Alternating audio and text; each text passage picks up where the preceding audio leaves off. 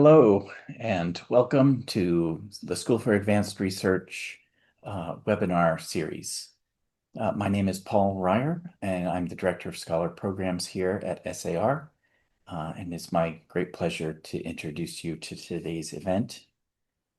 Today's speaker is Professor Kirin Narayan, who was born in Mumbai and received her BA in creative writing from Sarah Lawrence College and went on to graduate school at the University of California, Berkeley in anthropology, receiving her PhD in 1987.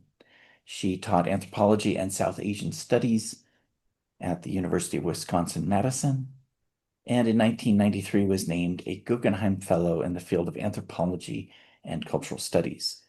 She is a professor emerita in the College of Asia and the Pacific at the Australian National University. I won't be able to cover everything that Professor Narayan has published, but in 1989, she published a book, Storytellers, Saints, and Scoundrels, Folk Narrative in Hindu Religious Teaching, which received the Victor Turner Prize from the Society for Humanistic Anthropology and co-winner of the Elsie Clues Prize for Folklore from the American Folklore Society. In 1994, she published a novel, Love, Stars, and All That. In 1997, Mondays on the Dark Night of the Moon, Himalayan Foothill Folktales. In 2007, she published a memoir, My Family and Other Saints, which the New York described as an enchanting memoir. In 2012, her work Alive in the Writing, Crafting Ethnography in the Company of Chekhov, using Anton Chekhov's Sakhalin Island as an inspiration for an exploration of ethnographic writing. James Wood described it as a brief and brilliant book that he read with huge pleasure.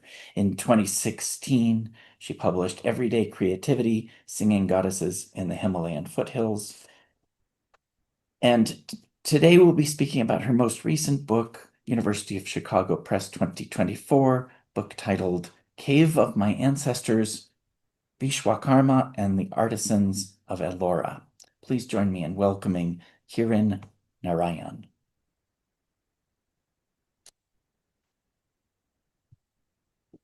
Kirin, are you there? Perfect. Fantastic. Hello. While you're getting on screen, also, she will be joined by SAR senior scholar Frank Korom, recently professor emeritus from Boston University and well known to many of you in the audience. Frank, if you could bring up your screen, and then I will mute myself and let the two of you have a conversation. I will be here should you need anything. Okay. Thank you so much. Sure. Thank you, Paul, for that introduction. As Paul mentioned, we're going to be talking about Kirin's book, Cave of My Ancestors. And I thought I would just begin before turning it over to Kirin for the intro. One of the endorsers of the book, Amitav Ghosh, a well-known Indian writer in English, writes, "This is an outstanding example of how sound scholarship and superb storytelling can be combined." So that's just one brief comment among many written about the book so far. And I thought we could begin by just asking Kirin to read a couple of passages from the introduction to her book to sort of set the stage for the conversation. Kirin, would you like to start? Absolutely. Thank you so much, Frank, for thinking up this event and hosting it right now. And thanks to Paul and Matt and Mary who are helping us. And of course, everybody out there who's listening in. So I'm just going to start from the first page of this book. And this is the Indian edition that has just arrived last week. So it's actually virtually the same as the University of Chicago edition. This first opening to the book, the first words, a chapter called Joining Palms at Ellora. My father always loved a far-fetched story. He was never beyond some clever plaster and vivid paint to make his version of events more astounding. As I learned to read, he showed me how playing with words could remake the world. Spell backward, pun between languages, slide sideways through metaphor. In conversations and in correspondence, he thrived on provoking laughter. Yet, throughout my childhood, when Paul mentioned Ellora, he set aside this habitual irreverence. When I recall Paul speaking of our family's connection to the ancient rock-cut cave temples at Ellora, I sense sea breezes blowing across the porch of our home in what was then Bombay. I can't picture Paul's face or hear his exact words. What I do remember is the essence of the story and his marveling tone. Our ancestors, Paul said, had made the Ellora caves. At that time, many centuries ago, they still worked with stone. They hadn't yet turned to wood, hadn't yet become sutar carpenters. At Ellora, he continued, was a temple to Vishwakarma. The architect of the universe was how Paul, a University of Colorado trained civil engineer, described Vishwakarma. As hereditary sutars, we were sons of Vishwakarma. No matter where in India our sutar ancestors later migrated to find work, they came back on pilgrimage to Ellora. Near this Vishwakarma temple was a sacred pond, the Vishwakund. Paul said that when our artisan ancestors bathed in this pond, they gained the right to wear the upper caste's sacred thread. I hadn't been to Ellora and had no expectation that Paul, rarely an attentive parent, would take me there in any way other than words. Imagining Ellora, I thought not of temples and caves I'd actually visited, but of stone monuments at the periphery of my world. I wondered whether other small girls were told of their ancestors' role in making places of ancient grandeur. A long cord of sutar ancestors seemed to twist backward like an unwinding turban, pleat forward like a wrapping sari, tilting and curving into an enormous question mark with Ellora circled at the base. Thank you, Kirin. That was wonderful. I understand that you also brought some lovely images along, and the book is full of them as well. So maybe to provide us some context and background for this project, perhaps you could walk us through some of those images. Thanks, Frank. I just assembled a few images because I'm so aware that there are people in the audience who might never have heard of Vishwakarma or of Ellora. So I just want to give you some visuals to think with as we proceed with this conversation. So basically, Vishwakarma means all maker. Vishwa means the universe or all things in it. Karma means maker. And he is a very ancient deity. He is there in the Vedas and then the later epics, Puranas, and so on. He changes from being the maker of everything to becoming the maker of things for other gods. In Hindu mythology, he often makes marvelous palaces and miraculous objects.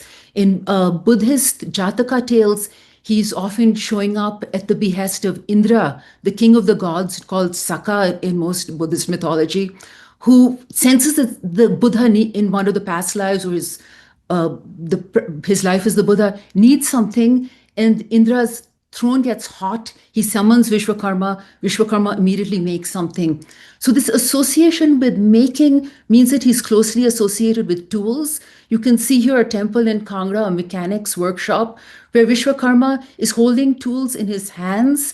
That's a foot rule, a measuring tape that sometimes turns into a plumb bob, a book on the codes of building, and a water pot for sprinkling and purifying spaces. He also has tools often in sort of a halo around his head. And people will also offer tools at the altar before Vishwakarma for blessings. And as artisans and mechanics, people who work with tools would often say to me, tools also need a chance to rest, to be blessed and to rest. May we have the next slide, please? Matt, thanks for bringing that up. Here is an image of Vishwakarma from a temple sanctum in Ahmedabad, which was the place that my husband, Ken George, who's also an anthropologist, up to now, he's always worked in Indonesia. So actually long ago in the US too. But Ken and I started our field work in Ahmedabad in 2017. And thanks to a number of grants, we were able to continue to 2024 on this research. So I want to just show you this image of how Gujarati carpenters would imagine Vishwakarma. And here you see Vishwakarma in a grandfatherly form. I don't know if you can tell that he has little men, those are his sons, at his knees. Can you see that there are a few people at his knees? Those are the sons. He's also accompanied by his humps, which is a swan or a goose. And then he's flanked by two sets of goddesses. So one is the goddess Chamunda, and on the other side is his goddess Randhal. Both of these are doubled goddesses, which is a very fascinating form of iconography. So even as Vishwakarma is worshipped by hereditary artisans as a god and as an originary ancestor, he's also increasingly in the last 150 years or so moved into factories and workshops into more industrial settings. Maybe have the next slide, please, Matt. So now I want to just show you a few images of Ellora, which is an absolutely magnificent place. If you haven't been there already, you might want to visit it on the internet, places like elloracaves.org, or go there in person at some point. It's in Maharashtra, in sort of central Western India. And here you see an early colonial image of this stretch of mountain that has many caves carved directly into the mountain, excavated and sculpted cave temples and shrines. There are 34 of these in total. The first 12 are Buddhist, the next 17 are Hindu, the last 5 are Jain caves. And this mountain is transected by 2 wonderful water bodies that are very key to the mythology that we found elaborated around this site. May I have the next slide, please? So the most well-known of all of the magnificent creations at Ellora is Cave 16, Kailashnath, Lord of Kailash temple. This is dedicated to the god Shiva. It's very affectionately called Kailash by people. It's truly a marvel in that this is a monument that was excavated from the top downward. First, the finial was extracted from the rock, and then the artisans came down to the dome, to the animals atop the monument, and then slowly downward, all the way to a courtyard with sculpted interiors. And I think that it's partly because of the magnificence and fame of this monument that the entire Ellora cave setting was thought to be a very important place for artisans to come to on pilgrimage. Maybe have the next slide, please. So where they came was particularly to what is now known as Cave 10. In the 1870s, all of these caves were given names numbers starting from the south, and these replaced the earlier names. So in this case, the earlier names were Vishwakarma for this cave. It was also called the Carpenter's Hut or the Sutar Ki Jhopri or Sutar Ka Jhopra. Sometimes it was also called the Cave of Kokas the Carpenter, which is a more Marathi name. To this day, some are coming as pilgrims, though deity are coming to visit can vary. And I'll explain more of that in a minute. Maybe have the next slide, please. Now, inside Cave 10, when you enter through that door where you saw people going in the last one, you immediately encounter this gigantic seated Buddha. Frank is telling me that my voice is breaking up, and I'm sorry about that. I'm just sitting here, and it's probably Xfinity's shaking a little bit. So thanks for telling me that. I hope it's not a problem for the listeners.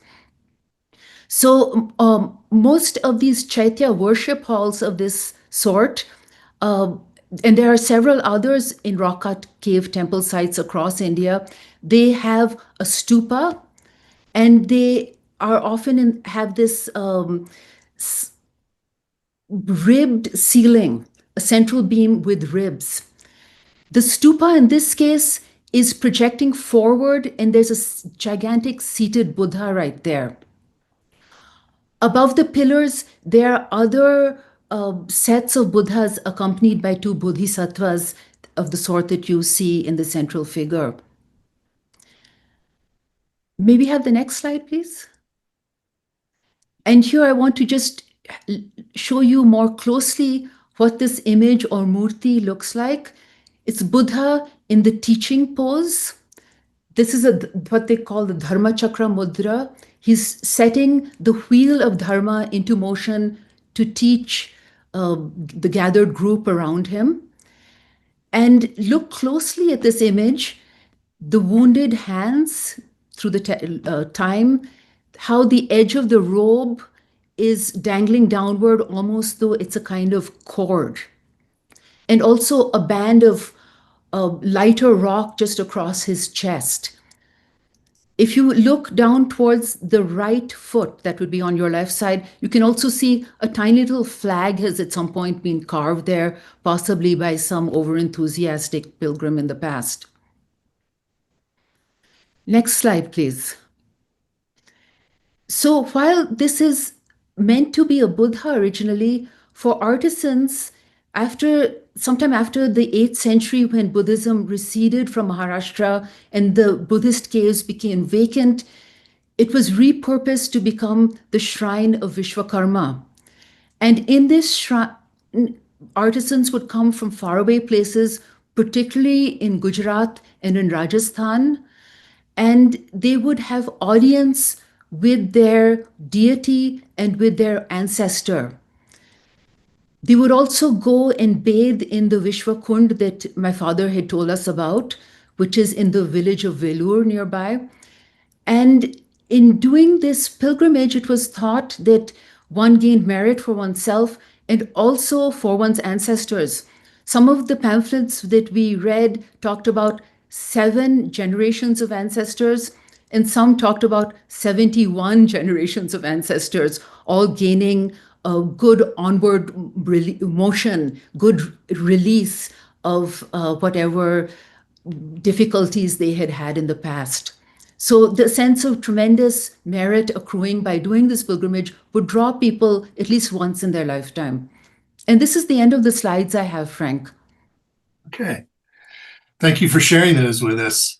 Maybe to begin the conversation, and we don't have a lot of time and there's so much good stuff in the book to talk about, but maybe you could give us a little bit of historical background about what compelled you to pursue this particular project. I think one of the running themes in much of your writing has been family, and of course kinship is an important aspect of the anthropological enterprise. And in one place in the book I recall you mentioning that you took a kinship course when you were a graduate student, and so you have a little kinship chart in the book as well because of all the relatives' names that you mentioned throughout the book. But why is the family so important for you as both a writer and an ethnographer and anthropologist? Thanks, Frank. People often ask me this. I was giving a talk at Berkeley last year, and Lawrence Cohen pointed out, he said, almost everything you've written, you bring your family in at some point. So I think it's partly having a very colorful family. People are storytellers. They love playing around with words. And also it's simply being raised at the intersection of two very different sets of family stories. I think I might have mentioned to you that my mother, Delia Hildegard Kinzinger, later known as Didi Contractor, grew up partly in New Mexico, where her parents were painters in Taos, and then married my father and moved to India when she was 21, lived there for the next 70 years.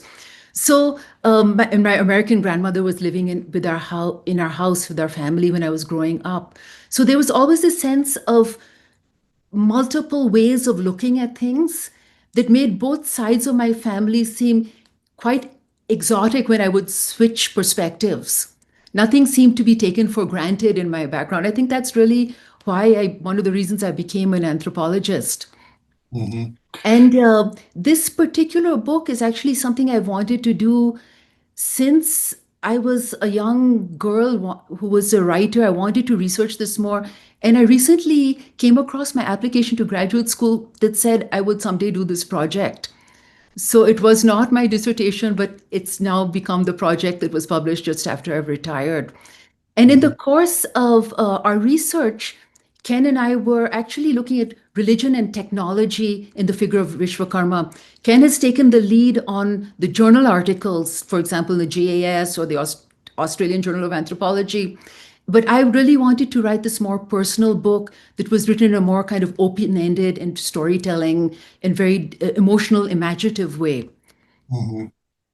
And you also present a very imaginative rendering of Vishwakarma, who seems to have multiple personalities here in the book, which sort of, I was expecting to find more of the classical Vishwakarma, but surprisingly, the local manifestations and narratives about Vishwakarma, which you so wonderfully present to your reader, are oftentimes not in sync with the so-called classical Vishwakarma as we find him, as you mentioned, in the Vedas and the Puranas and so on. So could you maybe talk a little bit about how the local and the translocal kind of interact with one another? Because that's another theme, I think, that runs throughout the book. And the chord is what seems to hold it all together: the family, the deity, and the occupation. So. Yeah, thanks, Frank. And I remember early on when I was starting this project, you sent me a page from the Puranic Encyclopedia that Yes. listed a number of the more classical myths. And we came across some references to them, but there was also this very deeply, richly elaborated mythology in Gujarati that we discovered. A lot of it centered on the mountain at Ellora, where it was said that Vishwakarma had come at the invitation of a serpent maiden, a Nag Kanya, who was married to the mountain. And that was where he created his sons from his parts of his body or from his mind, where he created his daughters from his two hands, where he gave his sons the first tools of making and taught them to the skills to make. So that hall that you saw was repurposed in the artisan imagination as Vishwakarma giving teachings to assemble generations of descendants. Mm-hmm. And in this back and forth of Vishwakarma mythology, I think there's, as like much of Indian folklore, there's this constant interplay between the written and the oral, between the classical and the regional. And so it's dynamic. It also seems to not be static. We've come across many Vishwakarma Purans in Gujarati since the first one was written down in 1911, I believe. But Ken and I found some precursors to that in the British Library that were shorter pamphlets that told some of the same stories in a slightly different way. And as multiple Puranas are written by different compilers and authors, they often give slightly different twists to the stories. One very fascinating thing we found was that a Gujarati Purana was also translated into Hindi. And so, for example, in Kangra, where I've done much research in the Himalayas, I was able to find that and look chapter to chapter how it was based on the Gujarati one. Mm-hmm. That's so interesting. And in the latter half of the book, you refer to making up Vishwakarma, not in the sense of making him up as a fictitious character, but like putting on makeup, the layers of paint and plaster and so on. So not only was there kind of a mental or a cognitive refashioning of the deity, but also a material refashioning with all these different layers being put on during different periods in history. And maybe you could talk a little bit about that since you're interested in the history of Vishwakarma in terms of technology. You mentioned about 150 years ago, he became the the deity overseeing workshops and things of that sort as well. And then we can go on from there. So the Ellora caves now are these beautiful basalt gray caves. So we forget that they too had frescoes, as Ajanta does. Ajanta is like the sister monument to Ellora, but was forgotten for many years. And so those frescoes have survived this test of time. So what we've learned is that all of these caves had a plaster on them, what they called vajralep, a kind of hard plaster that then was painted.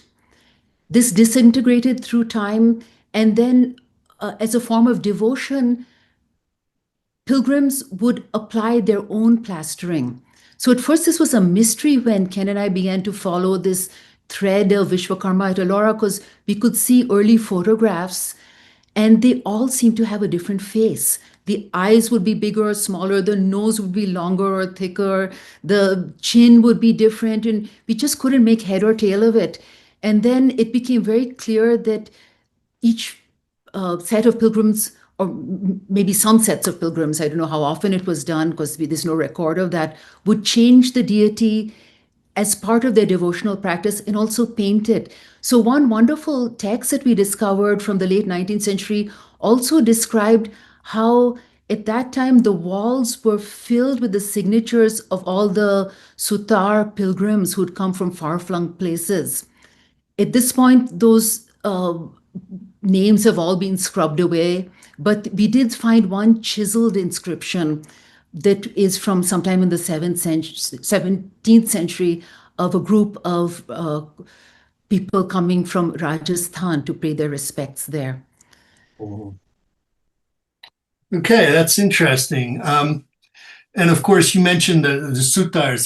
There's a very close relationship with this particular caste group and Vishwakarma. Could you just maybe flesh that out a little bit for people in the audience who don't really have a great knowledge of how the caste system works in India?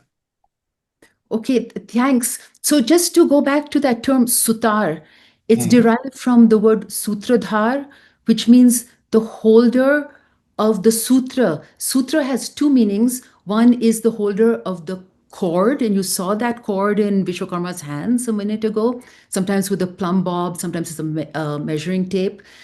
But also, sutra can mean an aphorism or a code, a crystallized piece of essential knowledge. So the book that he holds has the codes of building in it. He's seen as the primordial Sutradhar, and as his descendants, the Sutars, link themselves to Vishwakarma. Now, Sutars are a particular jati or an in-marrying group that is one among many, many artisanal groups across India. And of course, not all ally themselves with Vishwakarma. So when I'm saying artisan pilgrimage, one has to understand it's not all artisans everywhere at all time. In the south, probably around the time of medieval temple building, 5 groups of artisans began to collaborate on temples and thought of themselves as the sons of Vishwakarma. It became kind of a corporate identity, also known as the Panchalas. So these were the blacksmiths, the carpenters, the stone sculptors, the goldsmiths, and the brassmiths.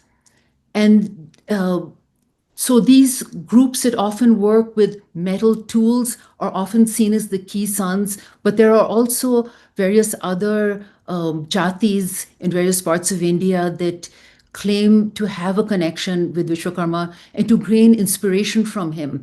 By having him present in their blood, there's the idea that they can also access a kind of creative spark when they pray to him. And I think you yourself, Frank, your book on the Patuas, I remember that the painters, the scroll painters, say that they are descendants of Vishwakarma. Yes, that's correct. And it's actually mentioned in a Bengali Purana, in the Brahma Vaivarta Purana. So there he seems to have more than 5 sons. But what about daughters? You showed us the image of Randal, and we often think people who know Vishwakarma often think about his sons, but you seem to emphasize gender a lot in the book too, in the later chapters especially, and you tie that in with your female relatives. Could you maybe talk about that a little bit? Thanks. Yes, the daughter, Randhalma, is such an intriguing goddess.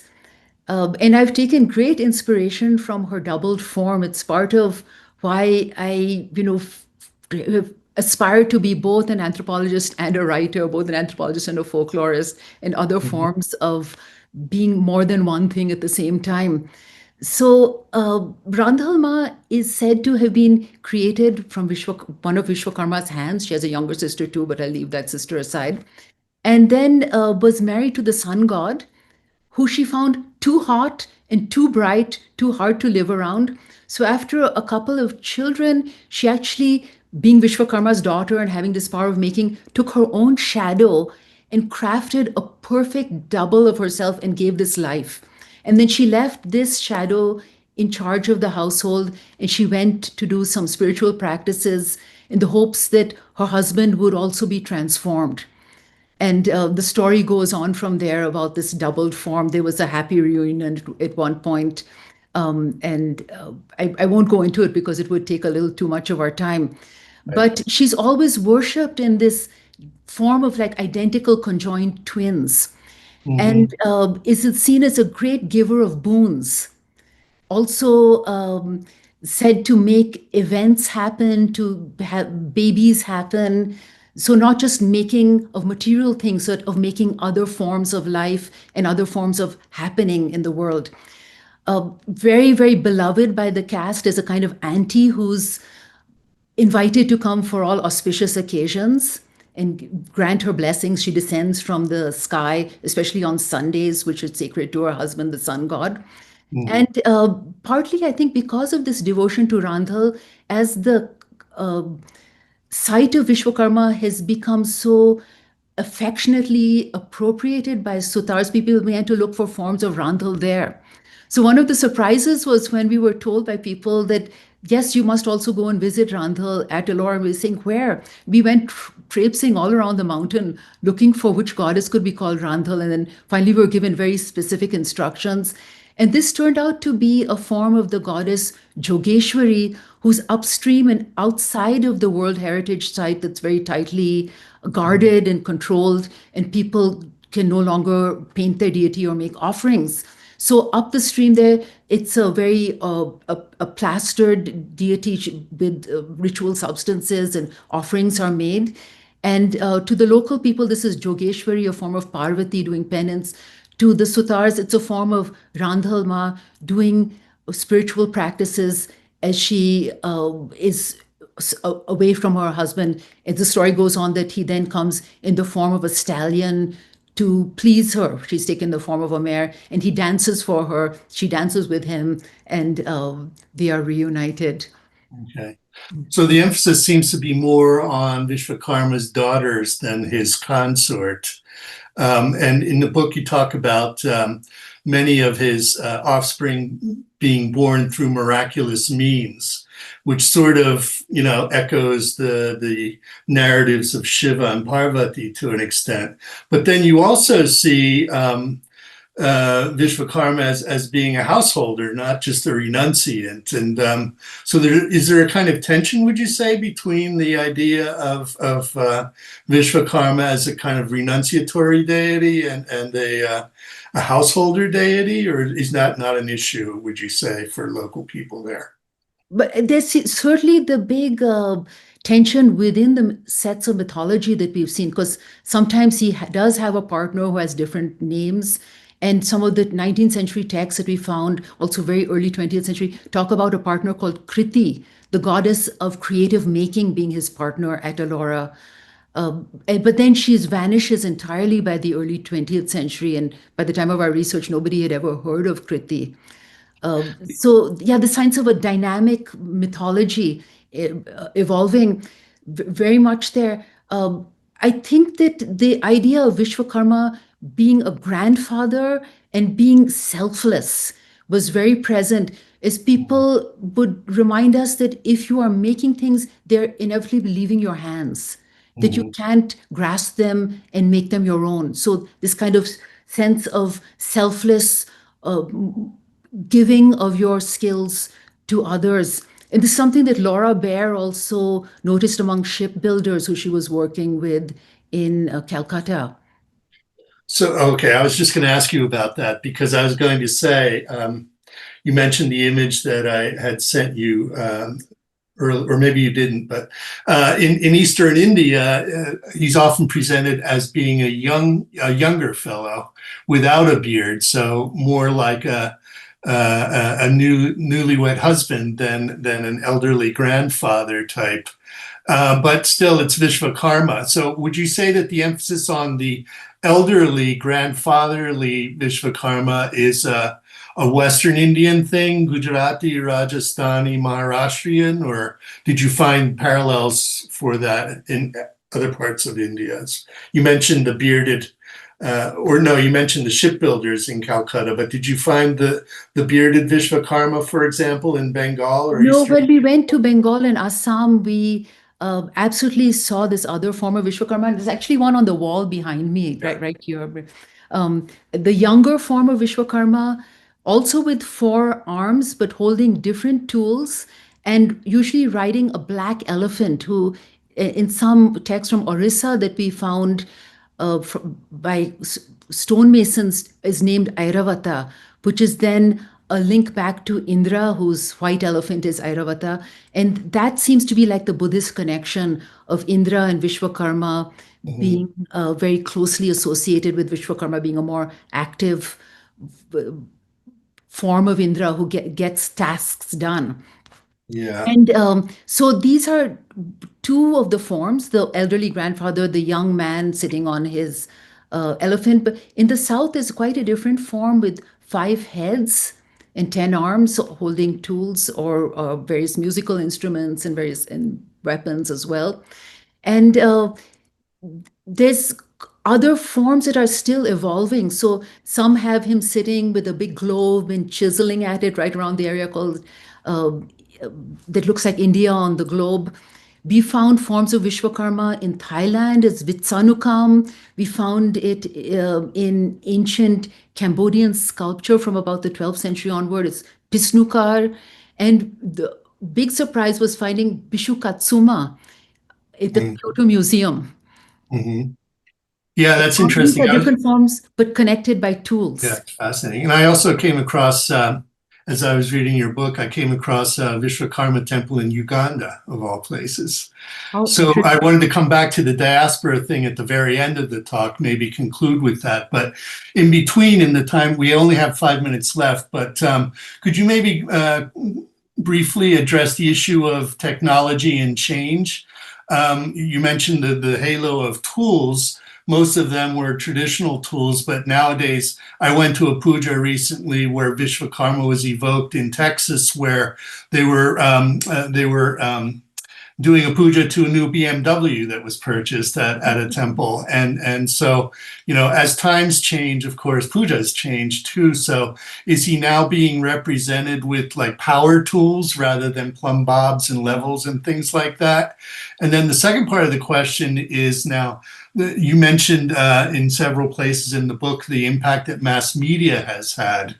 And so media is changing. You mentioned YouTube, where the kathas are being recited and so on. And I even found a film in Hindi, a full-length, full-feature film about Vishwakarma. So maybe you could talk a little bit about that and how that's transforming the tradition, especially now with this idea of, you talk in one chapter toward the end of the book about the pilgrimages they're now heritage sites, World Heritage Sites. So people can't go in and do pujas with the images anymore. That must have a really powerful impact upon the community. So maybe you could just pick up on some of those themes for a few minutes. Thanks. This could be entire other talks in themselves. And Ken is the one of us who's taken much more of the lead at looking at the more industrial forms of Vishwakarma worship, and also what he calls technophany. That's in the Journal of Asian Studies. So I just will refer you to that and talk about the iconography itself doesn't seem to have changed for Vishwakarma, but Mhm. what's offered at the pujas changes very much depending on the tools that people are using. So we started our fieldwork in Mysore and were at a stonemason's house where Mhm. they had all kinds of traditional chisels and so on, and also power tools all laid out together. No Uh, distinction was made. It was the most beautiful arrangement. And as we went to different factories where the puja was being done, tools were laid out, but also machines themselves were anointed to gain Vishwakarma's blessings. Uh, so there seems to be a sense that anything that involves technology will need the blessings of Vishwakarma.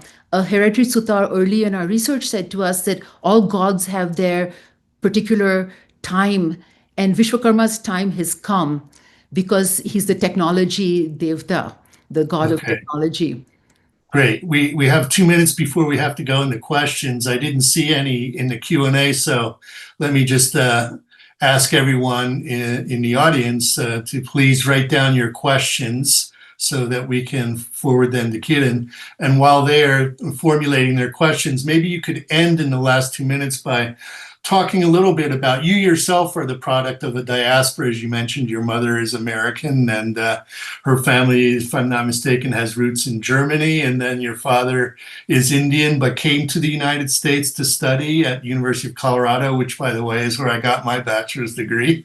So there's a connection there, I think, too. And my father was a stonemason, so in a way, I feel like, at the end of the book, you talk about how you wanted to present the book not just as about your family, but about humankind, right? And how all of us create and make things and so on. So last minute is yours before we have to go to the questions.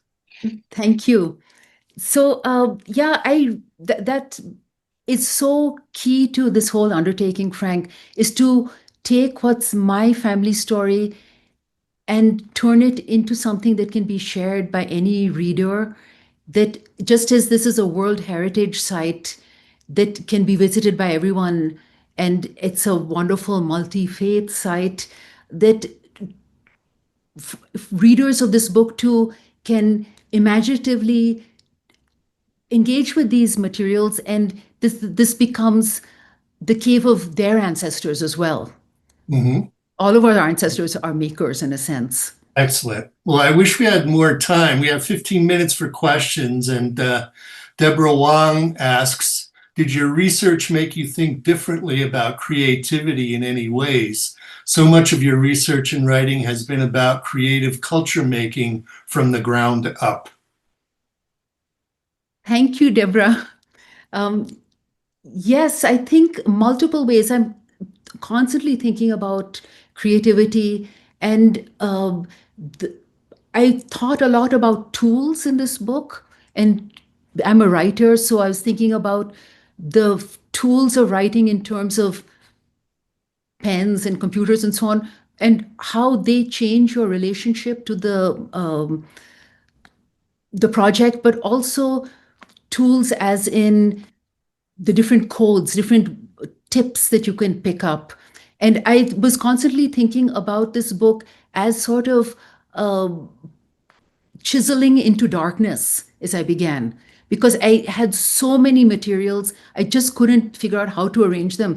So I would just sort of chisel away at one small part, and I call these chunklets. Slowly, I began to be able to reassemble them into chapters and figure out a way to pull a cord all the way through, a cord of story with many subsidiary stories wrapped together in it. And luckily, as a writer, I could redo these drafts rather than, it being set in stone. Chiseling and setting in stone is a nice analogy because you also deal with epigraphy in the text, not only popular pamphlets and scriptures and things like that, but also literally what's written on the walls in many cases and the ambiguity in those. One member of the audience, Barbara Red, asked if you could provide a brief timeline when Vishwakarma first appeared, which you sort of did in the beginning, but maybe she tuned in a little bit later. And then I'll combine it with Fred Smith's question. Is there any agreement in the post-classical period of local Puranas regarding the origin of Vishwakarma? Is there a single place that represents a central Vishwakarma site as a pilgrimage place? You do mention that in the book, but go ahead. Yeah, both of these are actually really hard questions to answer because, as I mentioned, there's a shift from the Vedas to the Puranas and epics in Vishwakarma's identity, from being the all-maker to the maker for other deities. But it's hard to pinpoint any particular dates there. And then as these Puranas proliferate across the subcontinent, there are different versions coming up. Again, it's extremely hard to say what came first, what came second. Like the Brahma Vairata Puran that you mentioned has very entirely different stories there. Exactly. And Fred, thanks for that question. To my knowledge, this appropriation of Ellora is really in Western India, particularly the carpenters from Gujarat and Rajasthan. But as that has been translated into Hindi, that Puran has been translated into Hindi, carpenters from, say, Madhya Pradesh will show up saying, "Where's Vishwakarma?" And because they can't worship in the main temple that's clearly a Buddha now, sometimes the guards will send them over to a little side shrine where there's a Padmapani image holding a lotus. And they look at it and say that the people will tell them the lotus is actually a kind of mallet, or that will be rationalized in that way. Also, the Sutar community has made a temple at some distance at the edge of the village of Velur, where community members go and congregate and sometimes have community events to listen to stories of Vishwakarma and so on.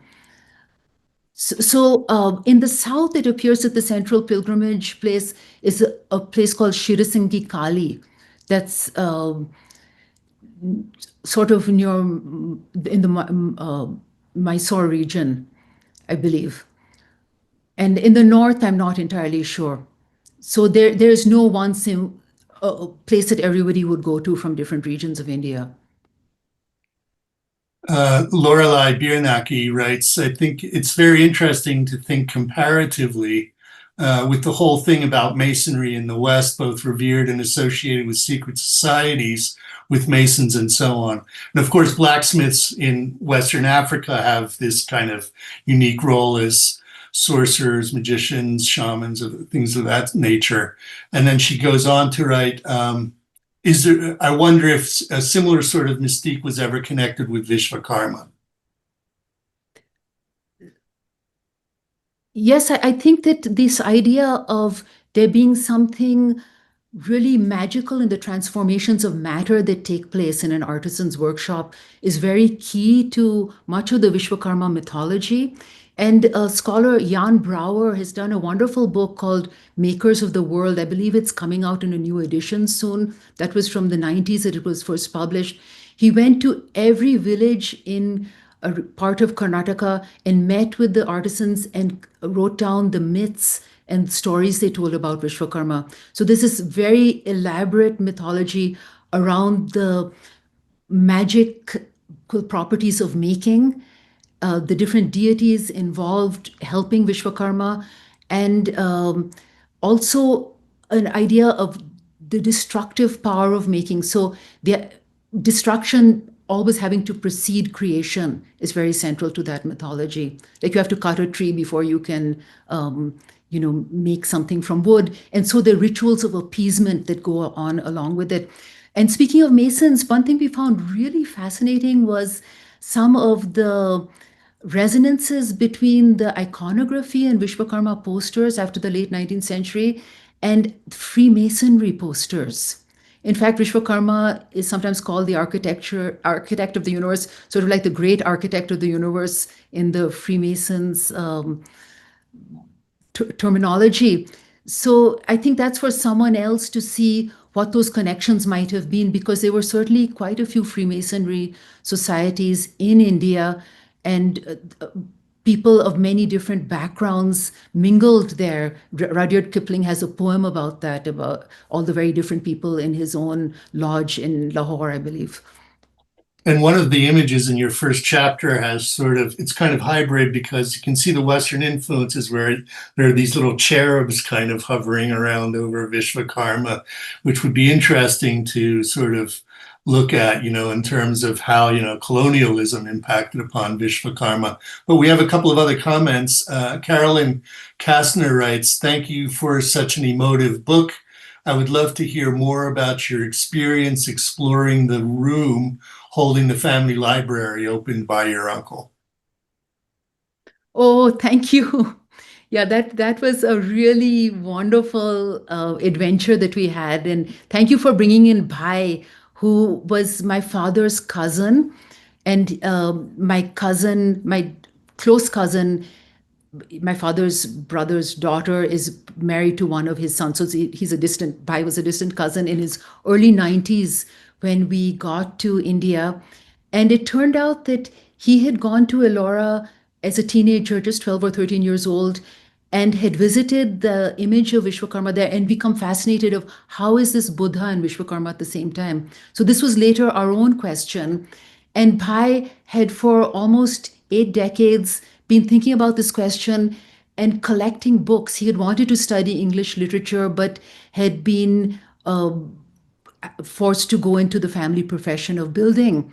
So he continued to read, to collect books, to get books in secondhand, pavement sales, and so on. Had a wonderful library, many clues dealing with this real mystery we had of how Vishwakarma came to be at Ellora in Bhai's library. So he only had some of these books in Ahmedabad, and he told us that his larger collection was in Kutch, but had not been accessible since the 2001 terrible earthquake that had leveled much of that desert region.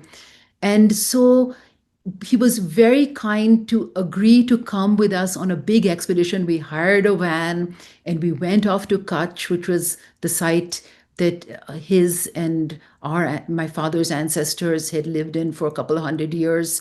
And his house was not accessible because the locks had been filled with sand, I think, from the earthquake. And we actually had to bring in local helpers to break the locks. And then finally, in the second room that we had to do this in, we went into this dark space. Bhai was holding a flashlight. And he first went to pay his respects at the back of the room where he felt that his deities were. And then he came to the outer area where he had carefully numbered and wrapped books, all with their titles written on the cover and a little guide to which books were where in a separate little notebook. And he immediately began to take out the books relevant to our research, give them to us then and there. But we brought all of those books, 6 big blue sacks of books, back to Ahmedabad, and then spent a lot of time going through them together. So that was a huge boon. And thank you for asking that question so I could acknowledge him here.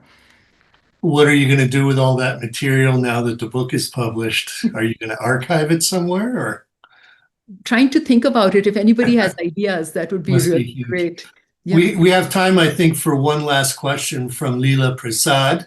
And she writes, "Thank you for this beautiful book. I find especially Radhalma's story resonant. Would you liken her creation of her shadow as perhaps analogous to writing itself, to our relationship to our writing, which she thinks you discuss in your book?"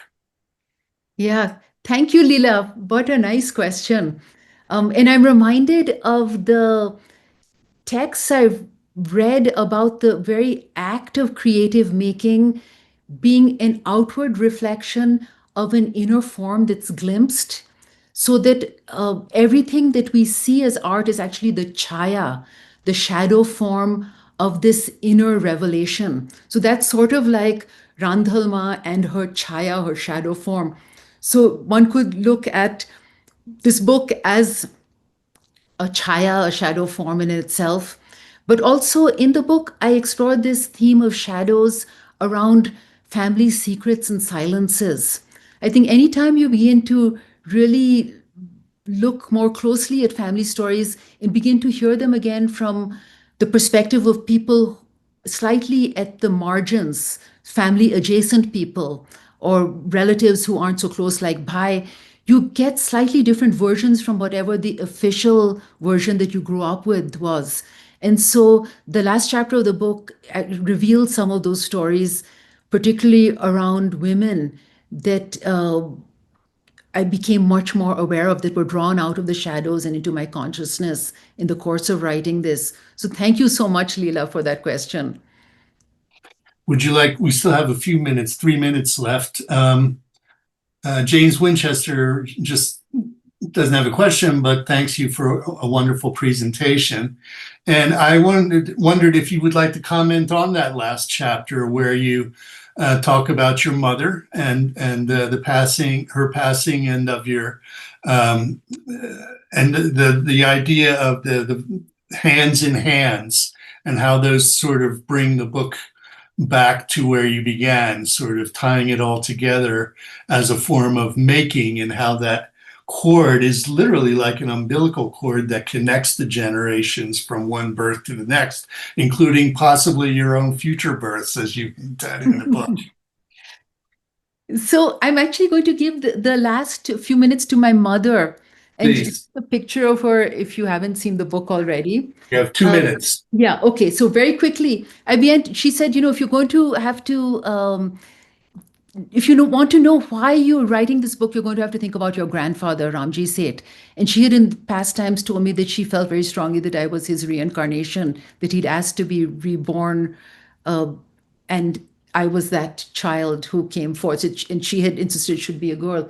So when I asked her this, to elaborate more on this, she said, we're all carrying several layers of reality simultaneously, realities within and without ourselves. You carry these ancestral impulses in your being.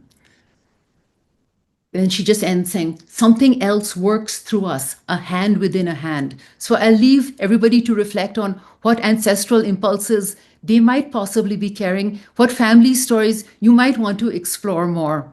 And hopefully this will initiate other creative projects.